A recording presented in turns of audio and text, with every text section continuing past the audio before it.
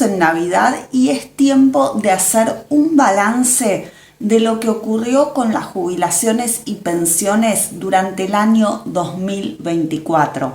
Hacer este balance nos sirve, por un lado, para saber dónde estamos parados y también para entender cómo pueden haber habido tantos cambios en tan poco tiempo.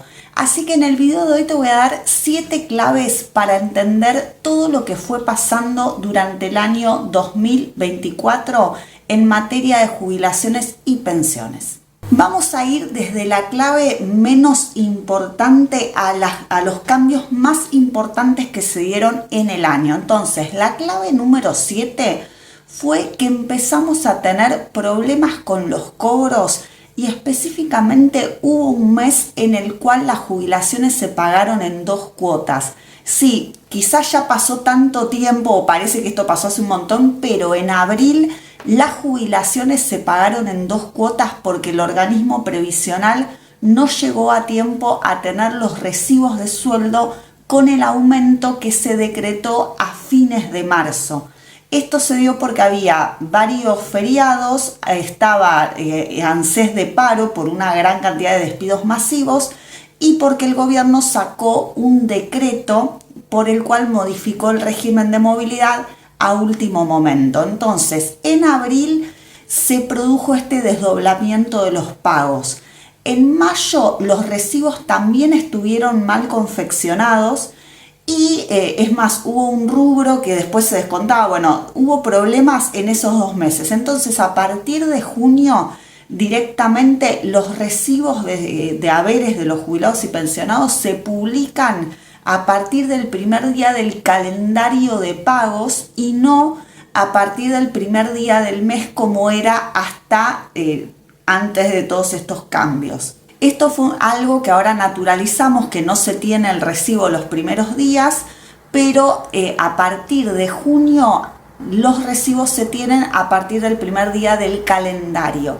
Y otro tema ocasionado por todos estos problemas en los cobros fue que se atrasó el calendario para los beneficiarios de pensiones no contributivas que siempre cobraban durante la primera semana y ahora cobran a partir del mismo día que empiezan a cobrar los beneficiarios de la jubilación mínima. Sexta clave, intento de derogación de la moratoria previsional en una de las tantas versiones de la famosa ley Bases.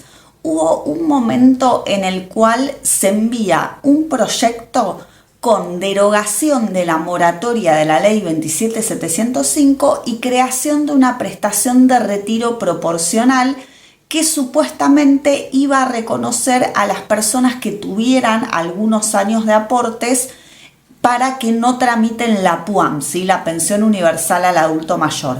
Finalmente, entre todas las negociaciones, esto quedó eliminado. Igualmente, queda muy poco tiempo de vida para la moratoria previsional de la ley 27705 porque faltan menos de 3 meses para que esta ley pierda su vigencia.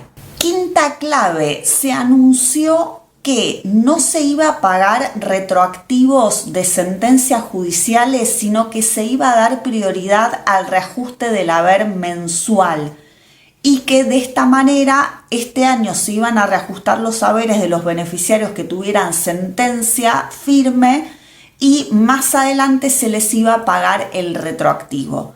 La realidad es que esto hasta ahora no ocurrió y este fue el año en el cual se pagaron menos sentencias judiciales porque se continúa, como no hubo ley de presupuesto, se continúa con el presupuesto que fue aprobado en el 2022 para el año 2023, con lo cual este fue un año muy duro para el pago de sentencias judiciales. ¿Qué es lo que tienen que hacer los jubilados en este caso? Continuar con la ejecución de la sentencia porque no hubo muchos pagos espontáneos.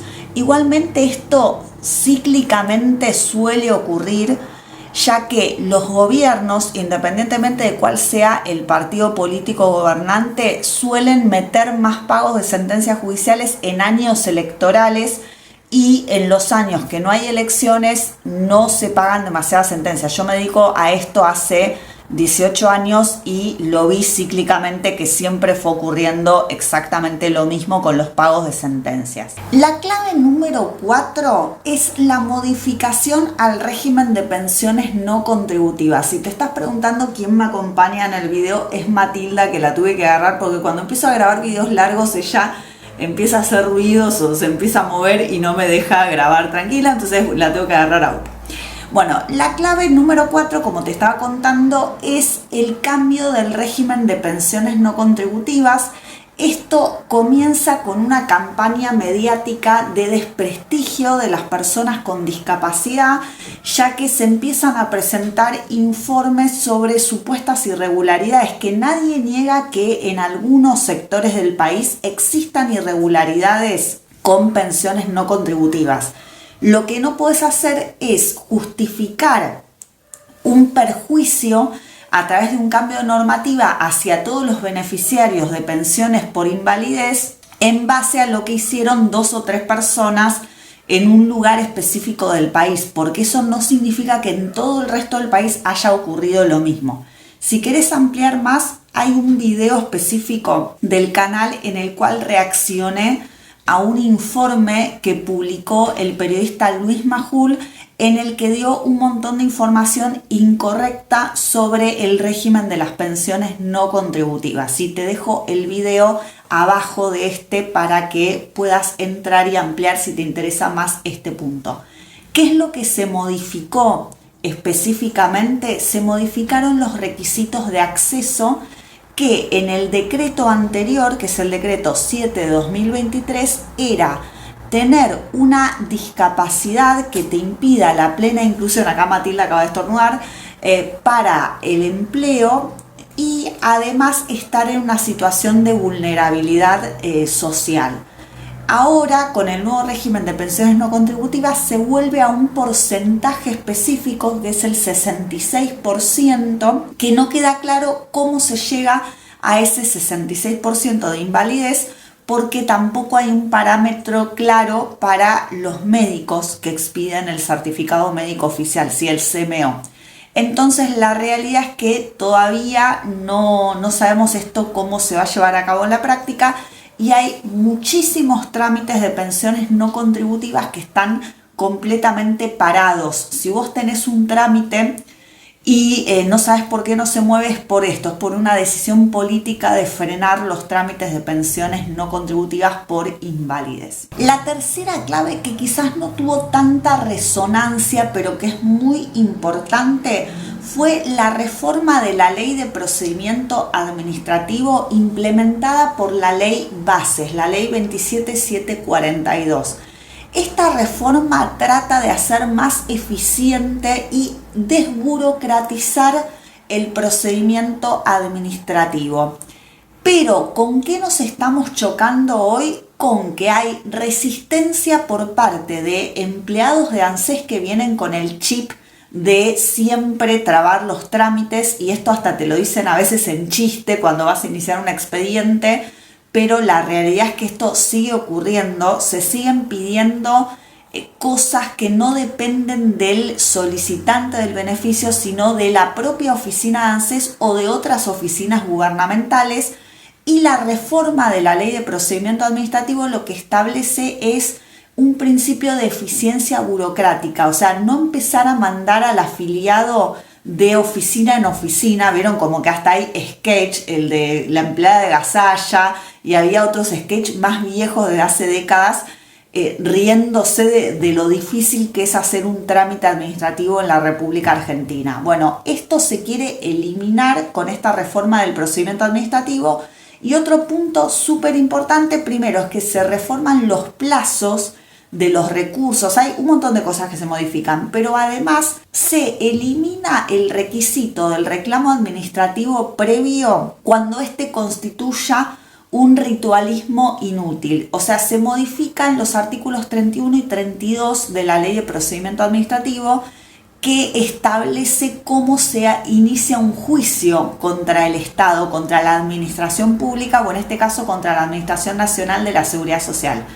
Hasta antes de la entrada en vigencia de la Ley Bases, siempre para ir a juicio contra ANSES había que iniciar un reclamo administrativo previo. Ahora con esta reforma no es necesario cuando esto constituye un ritualismo inútil, que es en la mayoría de los casos. ¿Por qué? Porque ANSES deniega automáticamente todos los pedidos de reajuste y otros pedidos también los deniega automáticamente. Según la ley ya no es más necesario interponer este reclamo previo, pero acá nos estamos chocando contra la resistencia de jueces que quieren mantener el statu quo y se niegan a aplicar la legislación vigente. Ahora estamos en un momento bisagra en el cual los abogados estamos planteando que se aplique la ley vigente en la actualidad y hay un grupúsculo de jueces que sin fundamento siguen aplicando el texto anterior, cosa que es gravísimo porque es como que no saben, no conocen el derecho vigente, ¿sí? Esto es lo que está pasando ahora, fines de 2024. Esperemos que cuando hagamos el próximo balance esto sea algo de lo cual ya ni siquiera nos acordemos. Segunda clave, y esto sí afecta a millones de beneficiarios, congelamiento del bono, y esto implica que un grupo muy importante de millones de beneficiarios en la práctica están recibiendo aumentos inferiores que el resto de los beneficiarios. ¿Por qué? Porque desde el mes de marzo hasta diciembre el bono quedó congelado en 70.000 pesos. El bono tendría que ser mucho más alto, ¿sí? De 135.000 pesos, pero el Estado decidió dejarlo congelado en 70.000. ¿Qué significa esto? Que si vos cobras tu beneficio, por ejemplo, un haber más el bono, solo una parte del beneficio está recibiendo aumentos y el resto no los recibe, con lo cual el aumento total que vos estás recibiendo es inferior al que corresponde según el régimen de movilidad vigente. Y la clave número 1, lo más importante para entender este año 2024, es la modificación del régimen de movilidad jubilatoria mediante un decreto de necesidad y urgencia, el DNU 274 del 2024, que hice muchísimos videos hablando del régimen de movilidad. Acá se reemplazó la fórmula de la ley 27609 que venía dando muy por debajo de la inflación en los años 2022 y 2023. Y se elige cuando el gobierno implementa medidas drásticas en la economía para bajar la inflación, decide cambiar tanto la periodicidad de los pagos de movilidad, que en eso estamos de acuerdo, como la fórmula de movilidad. En el medio de todo esto, el Congreso sanciona, ¿sí? Obtiene media sanción en cada cámara, un proyecto de ley que tomaba como un mix entre aumentos por IPC, es decir, por inflación mensual, y una recomposición en marzo de cada año por la variación salarial, ¿sí? Para que si los salarios le ganaban durante un año a la inflación, al año siguiente los jubilados recibieran el beneficio de este aumento de los salarios. Bueno, esto fue vetado por el Poder Ejecutivo y no hubo quórum suficiente para que la Cámara de Diputados insista con el proyecto, y luego el presidente festejó con los 87 héroes, hicieron un asado para festejar que nuevamente el Estado argentino se rió en la cara de los jubilados y pensionados. ¿En qué queda todo esto? En que ya se conoce que si el gobierno no hubiera derogado la ley 27609, hoy los beneficios serían más altos que los que son con el DNU.